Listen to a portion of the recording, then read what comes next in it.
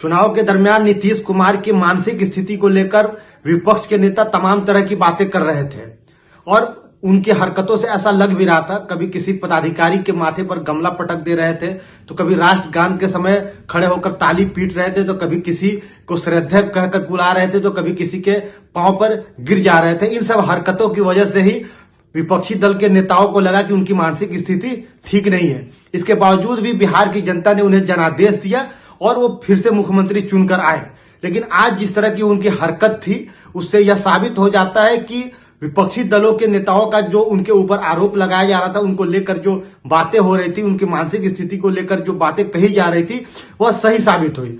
क्योंकि आज सचिवालय में स्वास्थ्य विभाग का कार्यक्रम था, आयुष चिकित्सकों को नियुक्ति प्रमाण पत्र देना था, जिसमें एक मुस्लिम महिला भी पहुंची थी। जब वो अपने नियुक्ति पत्र के लिए पहुंची तो मुख्यमंत्री जी ने उनके बुर्के को खींच दिया, उनके हिजाब को खींच दिया और तमाम तरह की बातें कही जो ऑन रिकॉर्ड है। इससे यह साबित होता है कि नीतीश कुमार की मानसिक स्थिति वाकई में बहुत ज्यादा खराब है। इस तरह की जो हरकत है वो कोई सभ्य व्यक्ति नहीं करता।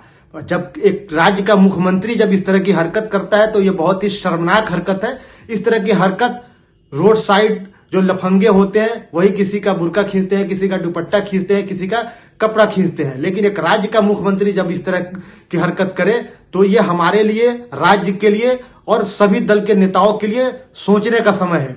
इसलिए मैं विपक्षी दल के साथ के प्रवक्ता होने के नाते मैं जनता दल यूनाइटेड और एनडीए के शीर्ष नेताओं से मैं आग्रह करूंगा कि जल्द से जल्द नीतीश कुमार को उनके पद से हटाकर किसी मानसिक रूप से तंदुरुस्त व्यक्ति को ये जिम्मेदारी दी जाए, मुख्यमंत्री के पद पर बैठाया जाए।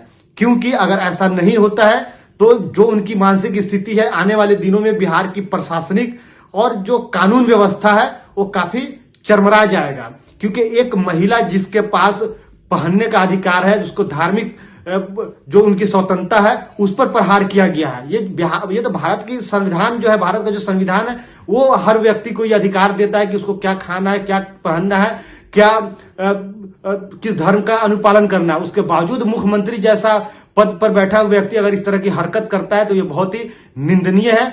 बल्कि ये तो सार्वजनिक स्तर पर अगर किसी के साथ इस तरह का भेदभाव किया जाता है, किसी के साथ अगर छेड़खानी की जाती है तो इस पर ये क्रिमिनल ऑफेंस कहलाता है। ये इस पर मुकदमा भी दायर किया जाना चाहिए। मैं तो उस महिला से भी आग्रह करूंगा कि आपको मुख्यमंत्री के खिलाफ मुकदमा दायर करना चाहिए कि आपके के साथ छेड़खानी की गई है। तो इन सब बातों को अगर देखा जाए तो ये बिहार के लिए आने वाले दिनों के लिए एक शुभ संकेत नहीं है।